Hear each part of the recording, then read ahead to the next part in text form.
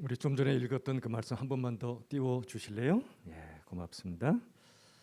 저 오늘 보니까 너무너무 좋아요. 보니까 이제 그동안에 우리 그냥 남종네들이 주로 이 자리를 많이 채우고 있었는데 오늘은 여인네들이 많이 오셔서 굉장히 균형을 잘 맞춘 것 같아요. 몇 년 전의 일인데 성덕 여상이 성덕 고등학교로 바뀐 적이 있었죠. 그 전까지는 긴 세월 성덕 여상만 있었어요. 자, 귀한 학교인데 솔직히 그때는요, 제가 설교하러 가잖아요. 그러면 둘 중에 하나 있어. 대놓고 떠들든지 대놓고 잤어요. 그랬는데 어느 날 예배 분위기가 너무 좋아져서 어제나 나나 똑같은 나인데 내가 설교를 더 잘하는 것도 아닌데 왜 분위기가 좋아지 그랬더니 남녀가 같이 있었던 한 가지 이유밖에 없었어. 그리고 성덕고가 되면서 우리 남녀가 함께 예배드리는 것이 이게 너무 좋다 싶었는데 오늘 이렇게 이렇게 같이 모여서 예배드리니까 너무너무 좋아요. 오늘 말씀 한번 같이 보시죠. 일어나 빛을 발하라는 제목으로 말씀을 전할 텐데 이 말씀 한번 다시 같이 읽어봅시다. 다 같이. 자, 그냥 훅 읽어버리지 말고 눌러가며 한번 읽도록 해요. 한 단어 한 단어 다 같이 천천히 시작. 일어나라 빛을 발하라. 이는 내 빛이 이르렀고 여호와의 영광이 내 위에 임하였음이니라. 여러분, 성경엔 부록이 없어요. 그냥 좀 띄워주셔도 돼요. 성경엔 부록이 없어요. 한 절 한 절 단어 하나하나에 의미 없는 단어는 하나도 없어요. 옛날에 어디 가서 여성중앙인가가 있길래 보니까요, 절반 이상이 광고더라고. 보니까 요즘은 뭐 우먼 센스가 있나 모르겠는데 여성 잡지들이 어떤지 모르겠어요. 대부분이 그냥 광고야. 보니까 읽을 만한 게 너무 없어요. 성경은 그러나 그렇지 않아요. 한 구절 한 단어 한 단어 속에 하나님의 숨결이 이 속에 담겨져 있어요. 하나님의 마음이 담겨져 있어요. 연애 해보신 분들은 아시겠지만 상대방이 나한테 연애 편지를 보냈다. 그러면 후룩 읽을까요? 한 단어 한 단어 나를 향하여 어떤 마음을 갖고 있는지 읽을까? 여러분, 답은 뻔히 아시죠? 성경은 하나님의 연애 편지. 그래서 한 단어 한 단어 한번 우리 읽어보도록 하죠. 첫 번째 단어가 뭐죠? 뭐하라? 예, 네 글자. 먼저 일어나라 그랬죠. 자, 보세요. 일어나라는 얘기는 지금 뭐 하고 있다는 얘기예요? 잠자고 있거나 앉아 있거나 엎어져 있거나 쓰러져 있거나 널브러져 있거나 진짜 잠들어 있겠죠. 일어나라. 아침에 회사 가기 싫은데 또는 학교 가기 싫은데 일어나 그러면 제일 싫죠. 제일 싫은 게 알람이죠. 아니, 그냥 뛰어도 돼요. 아래. 멋있다. 고마워요. 아이고, 내가 숨으려고 그랬더니 안 된다. 아주 좋아요. 이런 데로 박수 한번 쳐도 괜찮아요. 응? 아주 고마워. 일어나라는 얘기는 우리가 엎어져 있다. 여러분, 이사야서는 길게 설명할 시간은 없지만 하나님의 백성 유다 백성들이 하나님의 뜻을 대적하고 순종하지 않았을 때 바벨론의 포로로 잡혀가는 그런 상황 속에서 쓰여진 책이 이사야서예요. 일어나라. 60장 1절에 있는 말씀인데 그들의 영적 상황이 지금 완전히 쓰러져 있다는 얘기예요. 지금 코로나 때문에 이사야서가 정말 필요한 때가 바로 지금이에요. 너무나 많은 한국 그리스도인들이 또 수많은 청년들이 여러분처럼 예배당에 나오기보다는 이런저런 많은 이유로 집에서 그냥 널브러져 있어요. 요즘 파자마 예배라고 들어봤어요? 파자마 예배. 하도 온라인으로 예배 드리다 보니까 파자마 채로 입고 나오는데 교회에서 담임 목사가 집에서 예배 드려도 제대로 차림을 하고 예배 드리세요 그랬더니 어느 날 하도 급해갖고 아래는 파자마 위는 옷을 입고 그런 분도 있다고 그러더라고요. 그러면 돼야 안 돼요? 안 돼갔죠. 영적으로 다운되어 있는 코로나 시대에 우리에게 주시는 말씀 다시 한번 저를 따라합시다. 일어나라. 여러분, 잘 오셨어요. 일어나 여기까지 달려오신 거예요. 두 번째, 뭘 바라라? 빛을 바라라는 얘기는 이 세상이 무엇으로 가득 찬 얘기입니까? 어둠으로 가득 찬 얘기죠. 창세기 1장에 보면 하나님께서 우리에게 창조의 역사를 말씀하시는데 이렇게 표현하죠. 땅이 혼돈하고 공허하고 그 다음에 흑암으로 꽉 차 있다고 말씀하세요. 혼돈, 질서가 없어요. 공허, 내용물이 없어요. 채워져 있지 않아. 세 번째, 흑암은 빛이 없는 거예요. 빛을 발하라는 얘기는 이 세상이 어둠으로 가득 차 있다는 얘기예요. 요즘 이 세상을 보시면 얼마나 어둡습니까? 코로나 때문도 그런데 이번에 베이징 올림픽 혹시 봤어요? 이준서랑 황대현이 말도 안 되게 떨어졌죠. 이 우리 김민욱 간사님이 분노의 말이 혹시 있었는지 잘 모르겠어요. 저도 속상하더라고. 저게 뭐야? 이 세상은요 혼돈이에요. 자기들 마음대로예요. 특히 공산주의 국가인 중국은요 공산당만 잘 사는 나라예요. 다른 사람들은 자기들이 이렇게 베풀어 준다고 말하지만 종교의 자유 없어요. 먹여줄 테니 무조건 순종해라 그래요. 어둠의 나라입니다. 어둠의 나라.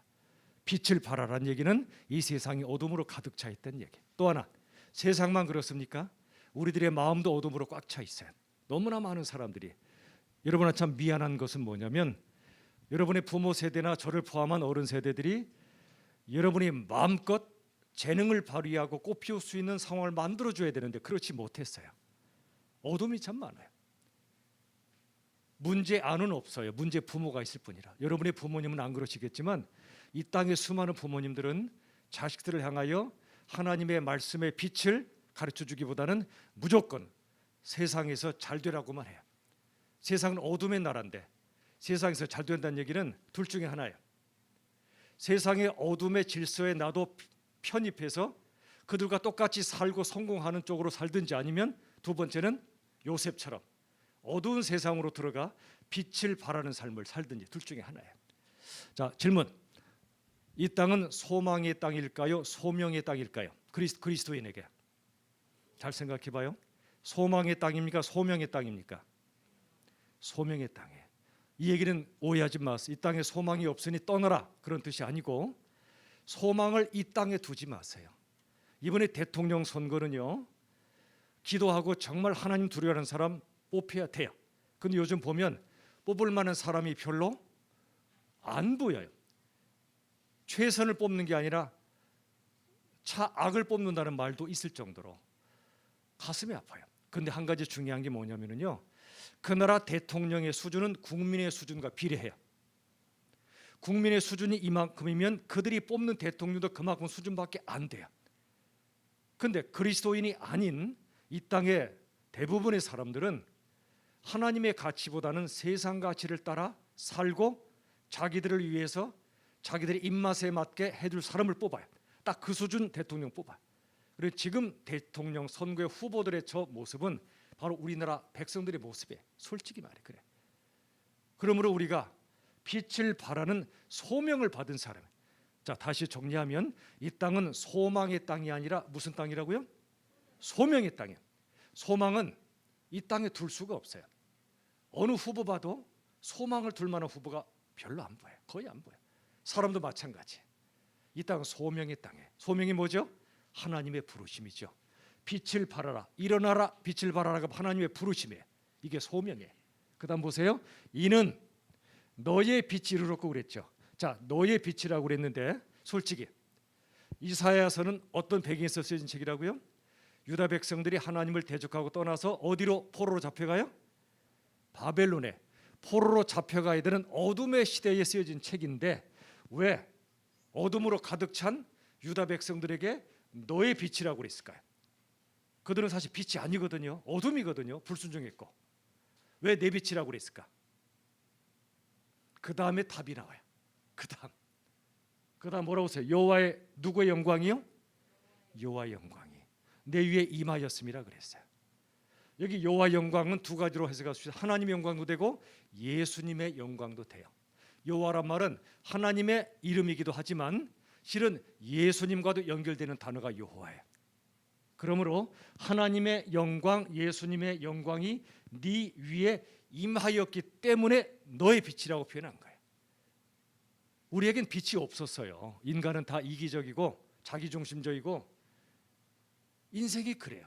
그래서 저는 사람에게 소망을 별로 안 둬요. 특별히요. 여러분 아직 젊으신데 이런 말이 있어요. 40 넘어가면 사람 바뀐다 안 바뀐다? 안 바뀐다는 말이 있어요. 여러분 바뀌려면 40 이전에 바꾸세요. 저도 이제 벌써 60이 넘어버리다 보니까 이 틀이 두꺼워져서 항상 하나님 앞에 기도해요. 지난번에 제가 여러분에게 이런 말씀드렸죠. 공부는 펜으로 하는 거다, 망치로 하는 거다. 그때 들으셨던 분들 깨어라, 일어나라, 대답하라. 공부는 펜으로 하는 거야, 망치로 하는 거야? 지난번에 왔던 분들은 기억하시죠? 오늘 처음 오신 분들은 그냥 들으시면 돼요. 왜 공부는 망치로 한다고 했지요? 나를 뭐 하니까? 깨트리니까. 진짜 공부는요, 성경 공부든 세상 공부든 진짜 공부는 내 굳어졌던 나를 깨트리는 게 그게 진짜 공부예요. 마찬가지로 하나님께서는 하나님의 영광이 우리 위에 임하여서 우리를 깨트리시는 거야. 자, 임하였다는 단어의 뜻이 뭐냐면 정복한다는 뜻이야. 예를 들어 사도행전 1장 8절의 말씀 많이 아시죠? 오직 성령이 너희에게 뭐 하시면? 임하시면 너희가 권능을 받고 주르륵 가서 땅 끝까지 이르러 내 증인이 된다고 그랬죠. 증인. 거기 임한다는 단어. 또 주기도문이든 하나님 나라가 이 땅에 임하시기를 기도하는 거든 임한다는 뜻이 뭐라고요? 정복한다는 뜻이에요. 무슨 뜻일까요? 유다 백성들은 빛이 아니라 어둠이었어요. 스스로는 자기를 깨트리지 못해요. 깨트려 하나님 앞에 무릎을 꿇질 못해요. 인간이 그게 안 돼요. 불가능해요. 그런데 어떻게 가능하냐? 여호와 하나님 또 예수님의 영광의 빛이, 영광은 빛을 가리켜요. 영광의 빛이 우리 위에 임하여 우리를 정복했다는 뜻이에요. 정복했다. 여러분, 유명한 사건이 사도행전 9장에 나오는데요. 바울의 이전 이름이 사울이죠. 사울은 큰 자란 뜻이고 바울은 작은 자란 뜻인데 예수님을 만나기 전까지는 사울이었어요. 스스로 큰 자였어요. 내가 하나님을 잘 믿고 내가 예배 잘 드리고 내가 하나님 뜻을 이루어가고 있고 내가 멋지죠? 하나님께 순종 잘한다고 스스로 생각하니까. 문제가 뭐죠? 내가 인생의 주체가 나였어요. 하나님이 나를 이끌어 가시도록 나를 내어드리는 게 아니라 내가 내 인생을 하나님 없어도 될 정도로 내가 내 인생의 주체가 된 겁니다. 그런데 그러던 사울이 예수님의 빛을 만나요. 한 번도 경험해 본 적 없는 엄청난 빛이었어요. 그의 눈이 멀어버릴 정도로, 잠시나마 멀어버릴 정도로 빛이 강하게 임했어요. 예수님을 만나요. 그게 바로 여호와의 영광, 예수님의 빛이 사울 위에 임한 거예요. 그리고 그를 뒤집어 버렸어요. 그를 정복한 거예요. 저도 1980년도 예수님 처음 영접했거든요. 제가 대학 2학년 때. 그때 어둠 속에 들어가 있었어요. 그때 한두 번 얘기한 것 같긴 한데 광주에 민주항쟁이 벌어졌을 때 역사책에서 보셨죠? 아연이가 실례지만 몇 년생? 그러면 1980년도에 이 땅에 존재하지 않았겠구나? 그치? 그때 근데 암흑의 시대였어요. 그때가. 전두환이라고 얼마 전에 죽은 거 맞아요? 진짜 죽었어요? 그 사람이 그 당시 총칼을 가지고 광주의 수많은 사람을 죽였던 때야. 지난번 얘기했지만 이런 논리였어. 국가를 살리기 위해 국민을 죽일 수 있다, 이런 논리였어. 말이 안 돼요. 왜 말이 안 되죠? 국민이 국가인데 국가를 살리려고 국민을 죽인다? 거짓말이에요. 자기 권력을 지키려고 국민을 죽인 거예요. 국가란 이름으로. 그때 저도 대학교 2학년생이었다가 그 당시 함께 이런저런 많은 상황 속에 함께 일어날 수밖에 없었어요. 너무 세상이 어두웠으니까. 전두환의 별명이 그 당시 전두악이었어요. 물론 그 사람도 구원받아야 될 죄인 맞지만 너무나 많은 죄를 지은 거예요. 전두악이라고 별명이 붙을 정도로. 빛을 발해야만 된다는 게 그리스도인들의 사명이었어요. 저는 예수를 그때 잘 몰랐었어요. 불의하다 생각해서 같이 그냥 뛰어나갔을 뿐이에요. 그러다가 잡혀 들어갔어요. 어두웠어요. 추웠어요. 근데 그 속에서 주님이 저를 찾아오셨어요. 저는 기독교의 핵심이 뭐냐면요, 다른 종교와의 차이는 다른 종교는 스스로가 하나님께로 찾아가는 종교예요. 불교든 이슬람교든 2001년도에 9.12 사태 기억하시죠? 미국의 뉴욕 맨해튼인가요? 쌍둥이 빌딩을 그냥 부숴버렸던 사건. 그들은 왜 그걸 했냐면 그렇게 하면 이슬람교를 믿는 그들이 그렇게 하면 천국에 가서 가장 예쁜 여자들이 자기 주변에 둘러쌀 거라고 믿었대. 그런 상을 받을 거라고. 여러분, 예쁜 여자들 여러 명 있으면 힘들어요. 한 사람이면 좋게요. 야곱에게 네 아내가 있었는데 그는 죽을 맛이었을 거야. 근데 그들은 그런 환상을 심어준 거예요. 그리고 자폭 테러를 해버린 거예요. 여러분, 이 땅의 모든 종교는 내가 무언가를 해야 극락에 가든 천당에 가든 라고 믿어. 근데 기독교는 정반대예요. 우리가 못 가니까 하나님이 내려오신 거예요. 여호와의 영광이 내 위에 임해야만 돼요. 하나님이 이 땅에 빛으로 오신 분이 예수님이세요. 빛으로 오신 분이. 우리 인생은 한마디로 표현하면 터널을 지나는 것과 똑같아요. 터널을 지나다 보면, 긴 터널을 지나면 답답해. 가장 바라는 게 터널 끝이에요. 끝으로 가면 빛이 있으니까. 드디어 긴 터널을 지나고 빛이 보면 너무 기분이 좋아요. 우리 인생이 천국에 갈 때가 그런 빛이 쏟아지는 때예요. 그래서 믿음의 사람들은 이렇게 고백해요. 저도 이 고백을 끊임없이 묵상하는데, 여러분 아직 좀 거리가 먼 얘기일 수 있지만, 여러분보다 제가 먼저 이 땅을 떠날 가능성이 크지만, 만약 이 땅을 떠날 때 예수 믿는 사람이 이렇게 고백할 거예요. 땅이 물러가고 하늘이 내게 열리고 있다. 어둠이 물러가고 빛이 내게 쏟아진다 라고 고백해요. 믿음의 사람들은. 저도 그렇게 고백하고 싶어요. 천국이 너무 좋아요. 그런데 왜 이 땅에 우리가 살아야 되죠? 무슨 영화를 보겠다고, 무슨 호의호식 하겠다고. 부자이봤자 하루에 4끼 5끼 못 먹어요. 배 터져 죽어요. 부자봤자 한계가 있어요. 이 땅은요, 소명의 땅이지 소망의 땅이 아니에요. 저는 지금도 기도해요. 하나님, 이 땅에 살아있는 이유는 하나님이 당신의 영광의 빛을 제 마음속에 예수님을 통해 부어주셨기 때문에, 그 생명의 빛, 그 사랑의 빛을 누군가에게 전하고 살다가 저를 불러달라고 기도해요. 여러분, 예수님의 두 가지 복음의 핵심이 십자가와 부활인데, 십자가는 사랑의 빛이고 부활은 생명의 빛이에요. 십자가의 사랑의 빛은 뭐냐면, 우리 위해서 죽으신 그분의 사랑이 내 속에 어둠을 몰아내고 빛으로 임한 거예요. 예를 들어 여러분을 어떤 사람이 죽도록 사랑해, 나 위해 실제로 죽었어. 그러면 그 사람이 나를 그토록 사랑했다는 게 얼마나 감동이겠어요. 감격이죠. 하물며 하나님이신 예수님이 나를 구원하시려고, 어둠에서 구원하시려고 빛으로 오신 분이 나 위해 죽었다. 이건 엄청난 거예요. 그 사랑의 빛을 받은 사람은요, 절대로 예수님을 버릴 수가 없어요. 그래서 그동안의 역사상 수많은 그리스도인들이 이렇게 고백했어요. 그리스도인들이, 진짜 그리스도인들은 너 예수 안 믿는다고 고백해. 끝까지 믿으면 너를 내가 죽일 거야. 엄청난 고생을 시킬 거야. 그러면 진짜 그리스도인은 뭐로 대답하냐면요, 이렇게 대답해요. 지금까지 예수님은 저를 한 번도 실망시킨 적이 없습니다. 지금까지 예수님은 단 한 번도 저를 버리신 적이 없습니다. 나를 위해 죽도록 사랑하신 분입니다. 그런 분을 제가 어찌 이 목숨 하나 건지겠다고 예수님을 부인할 수 있겠습니까? 지금까지 기독교 역사상 그런 분들이 쫙 이어져 왔어요. 우리가 이어가야 돼. 그런데 어떻게 그런 고백이 가능하죠? 다 내 목숨이 소중한데, 다 죽고 싶지 않은데, 그것은 나를 위해 십자가에 죽도록 나를 사랑하신 그분의 사랑의 빛이 나를 삼킨, 내가 그 빛 안으로 막 쏟아져 들어간, 끌려 들어간 그 빛 앞에 내가 감격하고 감동하고 예수님을 제대로 만난 사람만 그렇게 고백할 수 있어요. 사울이 바울 될 때도 그랬고, 이 땅에 수많은 그리스도인들이 다 그랬어요. 그래서 순교자가 나오는 겁니다. 여러분은 당장 순교하라는 뜻이 아니야. 순교보다 매일의 순종이 더 힘들어요. 그러나 중요한 건 뭐냐면, 여호와의 영광이, 그 빛이 우리의 임하기 전까지, 나를 정복하기 전까지 나는 어둠이었음을 우리가 인정해야 돼. 저도 마찬가지였어. 1980년 21살 때 예수님을 만났던 그 이전까지는 저도 어둠이었어요.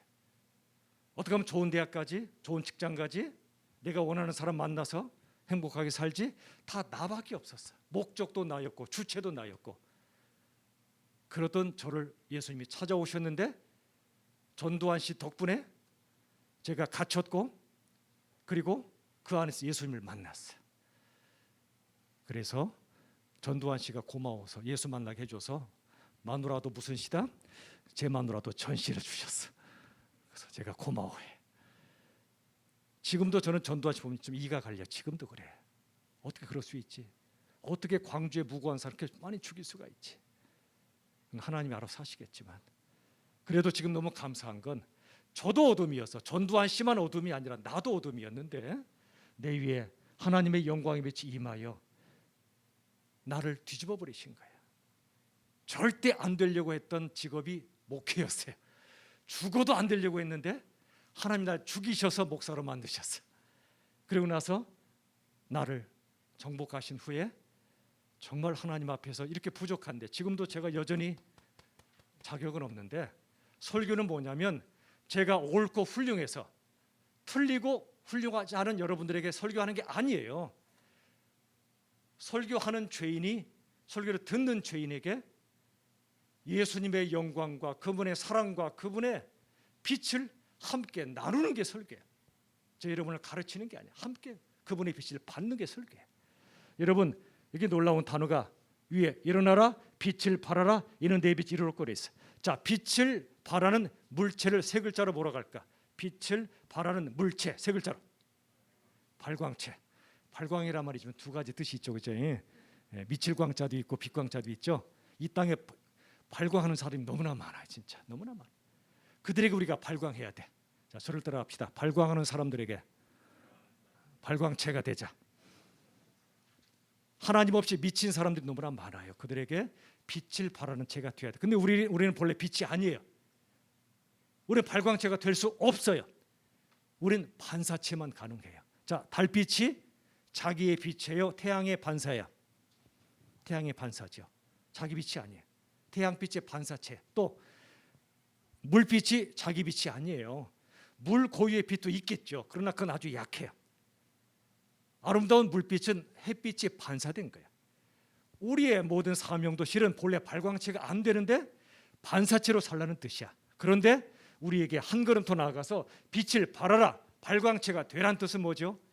어둠뿐이었던 우리들에게 빛이신 예수님이 찾아오셨고 내 안에 들어와 내가 되셨고 빛이 없었던 내 속에 빛으로 계셔서 나로 하여금 빛이 되게 하셨어요. 그래서 네 빛이 이르렀다고 말했어요. 네 빛이 이르렀다. 네 빛이. 우리가 빛이 아닌데. 여러분, 거룩이 뭐라고 말씀드렸죠? 전에 한번 기억하시나요? 오셨던 분들 저를 따라합시다. 거룩은 분리가 아니라 참여이다. 기억하세요? 옛날에 구약 시대에는요, 거룩은 분리로 이해했어. 그것도 거룩의 1차 개념 맞아요. 죄와 분리되는 게 거룩 맞아. 그런데 그건 1차적 개념이야. 진짜 거룩은 분리를 뛰어넘어 뭐라고요? 참여야, 참여. 하나님이 이 땅에 하나님의 빛으로 영광으로 임했다는 뜻이 뭐죠? 이 땅에 빛으로 오셨다는 뜻이야. 우리 스스로 돌을 닦고 죄를 이기고 천국에 올라와라, 그게 아니고요, 이 땅에 우리의 혼돈 속에, 슬픔 속에, 눈물 속에 참여하셨어. 우리와 함께 우시고 함께 고통받으시고 함께 죽으시고, 그게 예수님이세요. 그분의 거룩은 우리와 분리된 채로 계신 게 아니라 우리와 함께 참여하신 거예요. 만약 저나 이 목사님이나 목회자들이 여러분의 고통에 참여하지도 않고, 야, 그따위로 예수 믿어서 되겠냐? 지옥 갈 거 아니야? 이러면 돼야 안 돼요? 그건 안 되죠. 여러분이 울면 같이 울고, 요즘 청년들이 너무 힘들잖아. 우리 책임이야. 우리 부모들의 책임이야. 미안해, 정말 미안해. 그래서 여러분들과 함께 고통받고 함께 주님의 빛으로 나아가려고 목사님이나 저나 여기 서 있는 거예요. 거룩은 분리가 아니라 참여임을 잊지 마세요. 아까 우리 사회 보신 분이 말씀하셨지만 이번에 대선 투표 꼭 합시다. 뽑을 사람이 진짜 안 보여. 별 사람들이 다 나왔어. 그럼에도 참여해야 돼. 기도하는 마음으로. 최선은 없을지라도 그래도 이 혼돈의 시대에 그래도 하나님이 누굴 세우시기 원하시라. 그래도 참여하셔야 돼. 이따 끝나고 우리 회장님이 광고하시겠지만 이번 토요일에 이번 돌아오는 주일에, 다음 주일에 특별한 일이 없으면 본당으로 와서 예배를 드릴 것 같아요. 2달간 공사를 했고, 아까 가보니까 화장실도 깨끗하게 학교에서 만들어 주셨고 본당도 많이 공사를 하셨는데, 이번 토요일 날 예배드리기 전날 3시에 우리 같이 청소하자고 광고가 나갔어. 여러분들을 부려먹으러 오란 뜻이 아니고요, 여러분도 함께 참여하시라고 제가 부탁드려요. 가능하신 분들은 오세요. 저도 당연히 와요. 제 마누라도 올 거예요. 그래서 우리가 예배드릴 장소를 같이 쓸고 닦읍시다. 참여야. 거룩은 분리가 아니라 참여야. 하나님이 우리에게 오신 것, 그분이 예수님이죠. 그분은 우리의 고통에 참여하려고 오신 거예요. 그분의 거룩이에요. 죽도록 사랑하시는 그분의 사랑이고 그게 거룩이에요. 여러분, 저는 지금까지 터널 끝에 빛만 생각을 했었어. 근데 알고 보니 예수님은 터널 끝에 빛도 맞아요. 우리가 천국 갈 때 팔을 펼치시고 수고했다. 유하나 수고했다. 도희야 수고했다. 민우가 수고했다. 이제 영원한 빛의 나라에서 나랑 함께 살자라고 말씀하실 거야. 그러나 그게 끝이 아니야. 그 전에 예수님은 터널 끝에 빛으로 오신 분만이 아니라 터널 속으로 찾아오신 예수님이세요. 여러분, 만약 여러분의 자녀가 어느 긴 터널 속에서 교통사고가 났다 연락 받으면 터널 끝에서 기다리겠어요? 터널 속으로 뛰어들어가지 않겠어요. 살리려고. 하나님이 그런 분이세요. 예수님이 그분이세요. 우리 살리려고 어둠 속으로 들어오신 분이에요. 똑같이 아파하시고 외로워하시고 배고파하시고 우리와 똑같이. 예수님 다우신 최고의 모습은 물 위를 걷는 기적도 아니에요. 멋진 설교도 아니에요. 그분이 가장 예수님 다우신 것은 죄인들과 함께 사시고 함께 우시고 함께 죽으신 거기에 가장 예수님 다우신 게 있어요. 기독교의 가장 특징이 거기 있어요. 내가 도 닦아서 착한 일 많이 천국 가는 거 아니에요. 거룩은 참이라고 그랬어요. 하나님 우리 이 땅에 오신 거예요. 사랑하면 상대방의 세상에 들어가게 돼 있어요. 누구를 사랑하면 그 사람 아프면 나도 같이 아파요. 그게 진짜 사랑이에요. 우리는 어둠이었는데 당신의 영광의 빛이 우리에 임했어. 찾아왔어요. 우리를 정복했어요. 그리고 빛의 자녀로 뒤집으셨어요. 여러분, 제가 이 짧은 두 구절을 갖고 지금 짧지 않은 시간을 여러분에게 말씀을 나눴는데 성경이 그런 거예요. 제가 얘기한 것도 이 말씀의 뜻의 억만분의 1밖에 말씀 안 드렸어요. 여러분이 이 말씀을 읽다가 붙잡고 기도해 보세요. 일어나라. 내가 누워 있구나. 엎어져 있구나. 일어나야지. 주님 붙잡고. 여러분, 누가 일어나죠? 쓰러진 사람 중에 누가 일어나죠? 1번 힘센 사람, 2번 돈 많은 사람, 3번 일어날 이유가 있는 사람. 몇 번? 친절한 요한 씨가 답을 알려주잖아. 이건 제가 성경에서 배운, 내가 읽은 깨닫지 못해서 성경 읽고도 그러다가 대장금을 보고 내가 깨달은 거야. 옛날에 대장금이 쓰러져 있다가 일어날 이유가 있는 자가 일어났나, 그때 제가 배웠어. 성경이 말씀하고 있는데 제가 못 깨달았다가 그거 보고 깨달았어. 어쨌든 여러분, 일어날 이유가 있는 사람이 일어나요. 누가 어떤 이유죠? 그게 소명이야, 소명. 저도요, 솔직히 말하면 피곤할 때가 많아요. 일어나고 싶지 않을 때가 많아요. 널브러질 때가 많아요. 그런데 일어나져요. 일어나는 게 아니라 일어나져요. 왜 일어나질까요? 일어날 이유가 있으니까. 그렇지. 내게 빛을 주셨으면 그 다음에는 그 빛을 전할 사명이 있으니까. 너무 많은 청년들이 이 땅에서 어둠 속에 있으니까 힘들어하니까 그들을 섬겨야지, 도와줘야지, 힘을 줘야지, 말씀을 전해줘야지. 이런 일어날 이유 때문에서 일어나는 거야. 옆에서 이제 마누라나 가족들이 좀 더 자 그러면 너무 고맙죠. 근데 소돔우리가 벌떡 일어나요. 요즘 기도해 주세요. 우리 이동석 목사님 올해 말에 황 전사님과 더불어 개척을 위해 기도하고 있는데 사실 너무 어려운 때야. 많은 준비가 돼 있는 것도 아니에요. 그래서 저도 2시, 3시에 벌떡 일어나요. 저도 일어나요. 어떡하지 이거? 또 목사님 오주 가시겠어요. 여러분이 기도해 주셔야 돼요. 교회는 사람과 돈 이전에 기도와 믿음으로 세워지는 게 분명해요. 그래서 저런 놈의 믿음을 키우시려고 이번에 개척하시는 거예요. 목사님 그냥 고생하시죠. 여러분, 벌떡벌떡 왜 새벽에 제가 일어나냐면 피곤한데 일어날 이유가 있어서 그래. 기도해야 되기 때문에 그래. 여러분들 기도해 주세요. 여러분의 아빠잖아. 나는 늙은 할아버지고. 기도해 주셔야 돼. 교회는 사람이 세우는 게 아니에요. 하나님이 세우시는 거니까 여러분이 참여하셔야 돼. 직접 같이 가서 개척을 하시면 제일 좋고, 그 다음에 기도로 작은 물질도 괜찮아요. 물질로. 헛된 데 우리가 쓰지 말고 시간이든 물질이든 기도로 물질로 참여하세요. 그게 거룩이에요. 하나님이 그러셨잖아. 이 땅에 오셨잖아. 참여하셨잖아. 이런 나라 빛을 발하라. 내 빛이 이르렀고 영광이 내 위에 임했다. 여러분, 빛에는 많은 종류가 있지만 오늘 여러분에게 현실적으로 조금만 말씀을 더 드리고 마칠게요. 여러분에게 제가 교환을 나눠드렸는데 거기 이제 한번 보세요. 맨 위에 보세요. 자, 대충 설명했으니까 뭐 보시면 될 것 같아요. 맨 위에 빛은 생명을 살리는 능력이에요. 빛이 부어져야 살아요. 안 부어지면 죽어요. 식물도 그렇지만 사람의 영혼도 그래요. 말씀의 빛이 부어져야 우리 영이 살아요. 예배 안 드리고 말씀 안 읽으면 우리 영이 죽어요. 그리고 쭉 내려가시면 터널 속으로 찾아오신 빛은 예수님이세요. 주 예수 나의 당신이란 찬양이 있는데 이 세상에 빛이 없어도 안 보여도 우리에게 빛으로 환하게 다가오시는 예수님이 우리의 신랑이세요. 근데 그 아래 요한복음 빛이 왔는데 사람들은 어둠을 더 사랑해요. 예수님보다 세상을 더 사랑해요. 형제를 미워해도 어둠 속에 있는 자라 그랬어. 그 아래 에베소 5장 8절 전엔 어둠이었지만 이제는 주 안에서 빛이라. 자, 주 안에서 빛이란 말씀은 주님 밖은 뭐란 뜻이에요? 어둠이란 뜻이에요. 예수님 밖은 어둠이에요. 그분이 생명이므로 그분 밖은 죽음이에요. 그분이 빛이므로 그분 밖은 어둠이에요. 그래서 우리가 그분 안에 거하는 거예요.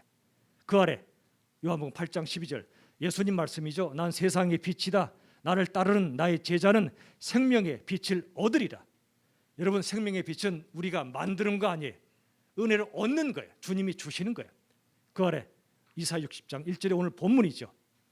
그 아래 하나님께서는 다 읽어봅시다. 다 같이 시작. 하나님께서는 생명과 사랑의 빛을 세상에 전파하라고 우리를 부르셨다. 부르셨다가 두 글자로 소명이야. 이 땅은 소명의 땅이라 말씀드렸어요. 어떤 소명이요? 생명의 빛, 사랑의 빛을 전파하라고. 저는 너무 많은 사람들이 법대 가고 의대 가는 게 좀 슬퍼요. 꼭 가야 될 사람만 가셔야 돼. 법대, 의대. 부모가 가란다고 갈 필요도 없어요. 여러분에게 주신 은사와 재능을 따라 여러분에게 주신 빛을 따라 여러분이 사셔야 돼. 어떤 사람은 노래 부르고 춤춰야 그게 자기 재능을 살리고 빛을 발하는데 엄마 아빠가 법대 가라 의대 가라니 죽죠. 옛날 포크 가수 중에 윤형주 씨라고 아세요? 윤형주? 옛날 포크 가수인데 그분이 의대를 합격했어. 근데 안 가버렸어. 부모가 의사였던가 난리가 났어. 그분은 노래를 불렀어. 집에서 완전히 거의 쫓겨나다시피 했었어. 근데 이분이 자기 노래로 사람들 위로하는 삶을 살았던 거야. 어둠 속에 있는 사람들에게 노래로 빛을 부어준 거야. 여러분이 가장 잘 아는 여러분만의 빛이 있어요. 계절마다 빛깔이 있잖아요. 봄, 여름, 가을 빛깔이 있죠. 꽃마다 빛깔이 있듯이 여러분에게도 여러분만의 빛깔이 있어요. 그걸 찾으세요. 진로는 선택하는 게 아니라 발견하는 거야. 내가 뭐 해야지, 남들이 뭐 하라고 하니까 해야지, 그게 선택이 아니에요. 진로는 발견이야. 뭘 발견해요? 하나님이 내게 어떤 빛깔을 주셨나. 나보고 은서처럼 피아노를 쳐라 그러면 피아노가 도망갈 거야. 은서는 피아노 은사를 주셨잖아. 그걸 발견한 게 언제예요? 중, 고, 초? 창세전? 오래전에 발견했죠. 하다 보니 발견할 수도 있지만 어쨌든 여러분 진로는 발견이에요. 정확히 발견하세요. 저를 따라 합시다. 누구에게나 빛이 있다. 믿으세요. 반드시 빛이. 왜 빛이 있을까? 누구에게나. 모든 사람은 누구의 형상으로 창조됐죠? 하나님의 형상으로 창조되었잖아요. 하나님은 빛이세요. 그러므로 하나님의 형상 속에 빛이 있는 거예요. 누구에게나 빛이 있어. 그 빛을 발견하세요. 나는 유튜버 크리에이터가 되는 게 빛인가? 사업해서 돈 많이 벌어서 선교 많이 하고 그런 쪽 비즈니스의 은사가 내게 있는가? 다른 사람 흉내내지 마세요. 이런 말이 있어요. 다른 사람이 반짝반짝하게 별빛처럼 보이면 속지 말라고. 그 별빛은 가짜일 수 있다고. 무슨 말이냐면 그 사람이 연예인이 되든 뭐가 됐든 막 잘 나가, 돈도 많이 벌어, 80억짜리 집에 살아, 별빛처럼 보여. 근데 실은 그 별빛이 진짜 별빛이 아니에요. 그 사람을 제가 만나보잖아요. 실제 만나봐요 제가. 그러면 죽어. 속에서 어둠이 얼마나 많은지 몰라요. 행복한 척하고 살아요. 행복해 보여. 한강 뷰에서 기가 막힌 집에서 사는데 집에 가면 불을 안 켜고 있을 때가 있어. 왜 그러냐 그러면 마음이 너무 어두운 거야. 빛이 너무 싫은 거야. 햇빛도 짜증이 난대. 내 마음은 이렇게 어두운데 태양은 왜 저렇게 빛이 빛나고 지랄이야 그런데. 죄송해요. 지랄은 지극히 발랄함이 준 말이에요. 짜증이 나는 거야. 속에 어둠이 있으니까 햇빛도 싫은 거야. 그에게 필요한 건 예수님이에요. 예수님의 빛이야. 가서 예수님 제가 전해줘요. 빛을 전해줘. 그리고 나서 이사하더라고. 나중에 큰 집 살지 말라 그런 거 아니에요. 이사하고 그 남는 돈으로 선교하더라고. 그분이 선교하더라고. 큰 집에 사는 게 인생의 꿈인 사람처럼 가련한 사람은 없어요. 제가 자주 얘기하죠. 돈 없는 사람 가난한 사람이고, 돈밖에 없는 사람 뭐라고요? 가련한 사람이에요. 그 사람이 그랬어요. 근데 예수님 빛을 만났어요. 이게 뒤집어졌어요. 얼굴이 밝아지고 집안도 밝아졌어. 좀 작은 집으로 이사했지만 남는 돈으로 선교하는 거야. 기가 막혀. 그게 빛이에요. 그게 빛의 사자로 사는 거야. 저는 얼마 전에 어떤 분이 보내줘서 두 개의 빛이란 영화를 봤어요. 혹시 아세요? 박형식과 한지민 씨가 아마 주연으로 나왔던 시각장애인 스토리 같아. 쉽게 아마 볼 수 있을 것 같아. 한 30분짜리 정도 영화로 알고 있는데, 두 시각장애인이 만나서 사랑하는 얘기인데, 둘 다 이제 그 사진 찍는 동호회에서 만나. 혹시 보신 분? 두 개의 빛. 다들 성경만 보느라고 영화를 못 봤구나.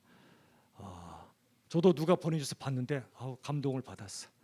박형식 씨와 박형민 군을 이름으로나 외모로나 상당히 닮으려고 애쓰는 박형식 씨가 주연이고, 이분이 뭐 시집 간다고 알려진 뭐 한지민 씨가 동시 주연이야. 두 분이 시각장애인인데 사진 촬영 동호회에서 만나요. 말이 안 되죠.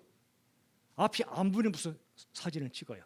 근데 사진은 눈으로만 찍는 게 아니고 마음으로 찍는 것을 알아요. 그리고 두 사람이 만나서 어두웠던 그들의 마음이 서로를 진심으로 사랑하게 되면서 사랑의 빛이 그들 마음속으로 들어와요. 이런 가사가 있어요. 두 개의 빛이란 그 주제가의 가사가 일부만 읽어드릴게요. 들어보세요. 어둠이 두려운가요? 두렵죠. 어둠이. 앞이 안 보이면 어디에 빠질 수도 있고 죽을 수도 있잖아. 두렵죠. 그 다음 보세요. 그땐 두 눈을 감아요. 빛이 보일까요? 이상하죠. 눈을 떠야 빛이 보이지. 어떻게 눈을 감는데 빛이 보여요? 여러분, 우리에게 눈이 크게 두 종류가 있어요. 육안과 영안. 육신의 눈은 떠야 보여. 영안은 눈을 감아야 보여. 제 어머니가 천국 가셨는데 눈 뜨면 안 보여. 제 눈을 감으면 어머니가 보여요. 그 모습이. 저를 사랑해 주시던, 기도해 주시던, 자식의 부족한 설교를 테이프가 닳을 때까지 듣고 기도하시던 어머니가 눈에 보여. 그 두 시각장애인이 눈은 가려져 있지만 못 보지만 영적 눈을 뜨게 된 거예요. 그리고 사람을 사랑하게 된 거예요. 그게 사랑의 빛이에요. 생명의 빛이에요.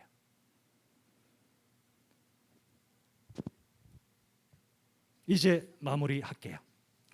여러분, 가장 빛나는 인생이 누굴까요?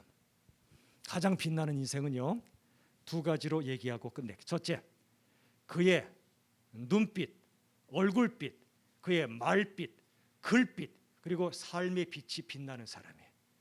다시, 누가 빛나는 인생인가? 첫 번째가 그의 눈빛이 빛나요. 내게 주신 소명을 향해 누군가를 사랑하기 위해 눈이 빛나요. 얼굴빛, 비싼 화장품 발라서 번드르한 얼굴이 아니고요, 영혼에서 우러나오는 밝은 얼굴이 있어요. 얼굴빛. 집에 가서 한번 눈빛 얼굴을 한번 거울에 비춰보세요. 어떠한가? 밝은가 어두운가 한번 쳐다보세요. 내 안에 예수님이 진짜 살아계시고 내가 믿으면 눈빛 얼굴빛이 밝아져요. 고통 중에도 밝아져요. 앞이 안 보여도 어둡지 않아요. 믿으니까. 예수님이 내 안에 빛으로 살아계심을 믿으니까, 빛으로 인도하심을 믿으니까 상황 때문에 낙심하지 않아요. 사람에게 실망하면 더 잘된 거예요. 하나님께 소망을 둘 수 있으니까. 사람에게 소망 두면 돌아오는 건 실망밖에 없어요. 상처밖에 없어요. 저도 100번 체험한 거예요. 여러분도 똑같아요. 눈빛 얼굴빛이 예수님이 안에 빛에 있는 사람은 절대 어두워지지 않아요. 어두워졌다가도 금방 밝아져요. 그 다음에 말빛. 여러분의 말에 빛이 있습니까? 어둠이 있습니까? 말끝마다 다른 사람 디스하고 깎아내리는 그런 말투 있는 사람들이 많아, 이 땅에. 그리스도는 그러면 안 돼요. 그리스도인의 말빛은 밝아야 돼요. 절망 중에도 소망을 뿜어주고요, 미워하는 사람에게도 용서와 사랑을 뿜어주고요, 피스메이커가 되고, 그게 말의 빛이에요. 여러분이 한마디 하면 누군가의 어둠 속에 있던 사람이 빛을 발견하는 그런 말을 해야 돼. 한마디 하더라도, 말을 많이 안 해도 괜찮아. 네 번째, 글빛. 문자나 카톡 스스로 점검해 보세요. 어두운지 밝은지.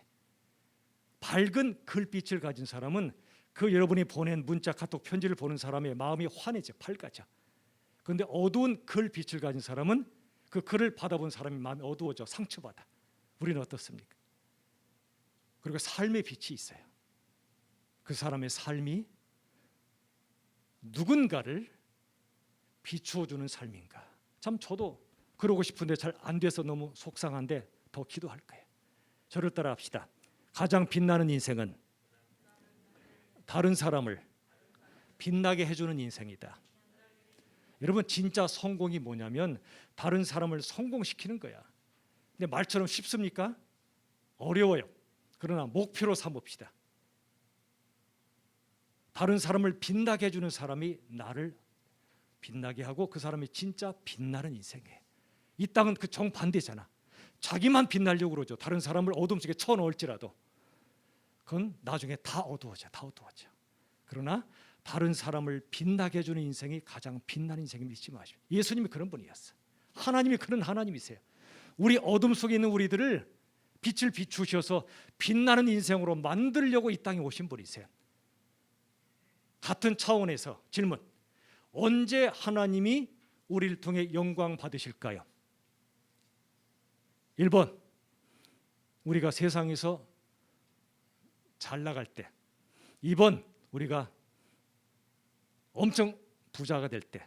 3번, 우리 안에 하나님의 영광의 빛이 가득할 때. 몇 번? 다시 정리해 드릴게요. 언제 하나님이 영광 받으시냐면 우리가 성공해서 뭔가 이게 아니에요. 내 삶의 현장에서 생명의 빛과 사랑의 빛을 누군가에게 그리고 이 세상에 뿜어내는 바로 그 순간 하나님의 영광이 우리에게 임한 증거예요. 우리 말과 삶과 눈빛과 얼굴빛과 우리 온 삶을 통해 하나님의 영광의 빛이 드러날 때, 우리 속에 그 빛이 충만하고 그 빛이 드러날 때 하나님이 영광 받으세요. 우리 속에 하나님의 영광으로 가득 찰 때 하나님이 영광 받으세요. 하나님의 빛이 우리 안에 가득할 때 하나님의 영광의 빛이 드러나세요. 부디 바라기는 여러분 삶 속에 어둠이 많을 거야. 앞으로 어떤 진로로 가야 되지? 누구랑 결혼해야 되지? 난 어떻게 뭐 먹고 살지? 나 뭐 하고 살 수 있지? 내가 쓸모가 있을까? 이 세상은 쓸모로 판단하는 세상이라 여러분 마음이 어두워질 때가 많을 거예요. 남들처럼 내가 뭔가 해낸 것 같지도 않고 가진 것도 없는 것 같고 내가 뭐 어떻게 하지? 어두울 거야. 그러나 걱정하지 마세요. 저나 여러분은 본래 빛이 아니에요. 그런데 예수님이 빛이시고 그분이 우리에게 비추어 주세요. 말씀을 통해 기도와 성령 안에서 그 빛을 받으세요. 말씀과 기도 안에서 또 사랑 안에서 그 빛을 받아 혼자만 간직하지 마시고 여러분이 누군가의 어두운 발밑을 비추어주는 빛이 되세요. 등산할 때 손전등 얘기했었죠. 10명이 깜깜한 밤에 내려가는데 위험해. 한 사람만 손전등이 있어요. 그 사람은 자기 발밑만 비추면 안 돼요. 10사람의 발밑을 같이 비추어 주어서 그들이 같이 안전하게 내려가게 만들어주는 그 작은 손전등 같은 사람이 바로 별빛 같은 사람, 별빛 같은 사람. 그게 바로 진정한 스타예요. 부디 두 가지, 예수님의 빛을 받으세요. 우리는 반사체야. 동시에 우리 안에 계시 우리가 발광체가 될 수 있어. 작은 빛이어도 상관없어. 세상이 어둡기 때문에 작은 빛도 굉장히 중요해요. 여러분의 말 한마디, 여러분의 작은 행동 하나에 빛이 실려 있어. 그리고 누군가를 살려요. 말 한마디, 행동 하나가. 그게 바로 예수의 제자요 빛의 사람으로 사는 거예요. 너무 큰 일을 꿈꾸지 마세요. 작은 사람 하나를 섬길 때 예수님의 마음으로 섬기세요. 그게 가장 위대한 일이에요. 여러분이 작은 사람 만나도 그를 크게 내가 섬겨주고 작은 일을 대해도 내가 정성껏 섬기고 피아노 반주를 해도 우리 은서처럼 정성껏 반주하고 이게 가장 큰 일이에요. 그게 빛을 발하는 길이에요. 부디 저와 여러분의 눈빛, 얼굴빛, 글빛, 말빛, 글빛, 삶의 빛이 내 어두운 그런 게 아니라 예수님의 빛을 내 안에 품고 그분의 빛을 여러분의 삶을 통해 다른 사람에게 전해지는 그런 위대한 아름다운 삶을 사시기를 주님의 이름으로 축원합니다. 기도하겠습니다. 아버지, 참 어둡습니다. 세상을 봐도 어둡고요, 내 마음속을 들여봐도 어두운 게 너무 많아요. 밝은 척하고 살지만 하나님은 아시잖아요. 내 마음이 얼마나 어두운가를. 힘들어요. 앞이 안 보여요. 절망스러울 때 참 많아요. 그런데 하나님, 그래서 감사해요. 내 자신에게 절망할 수 있어서 예수님을 믿게 되었고, 다른 사람에게 절망할 수 있어서 하나님만 붙잡게 됐어요. 그게 오히려 감사해요. 이제는 물빛이 햇빛인 것처럼, 달빛도 햇빛인 것처럼 우리 예수님의 빛을 받아서 반사하게 도와주시고, 더 나아가 내 안에 빛으로 오신 예수님을 내가 모시고 그 빛이 내 눈빛을 바꾸고, 얼굴빛을 바꾸고, 말빛을 바꾸고, 글의 빛을 바꾸고, 삶의 빛을 바꿔 주셔서 우린 작은 손전등에 불과한 인생들일지 모르나 너무나 캄캄한 세상 속에 나의 작은 불빛을 보고 예수님을 만나는, 사람이 사는 역사를 이루어 주시옵소서. 열비청, 눈에 넣어도 아프지 않은 사랑하는 우리 열비청의 자녀들, 주께서 이들의 어둠을 다 하시오니 이들 속에 빛을 부어주시고, 그리고 예수님께서 이들의 인생을 이끌어 주셔서 가장 빛나는 인생, 예수님의 빛을 드러내고 다른 사람을 빛나게 해주는 진짜 백이 빛나는 인생으로, 진짜 스타로 살게 하여 주옵소서. 예수님의 이름으로 간절히 기도하옵나이다. 아멘.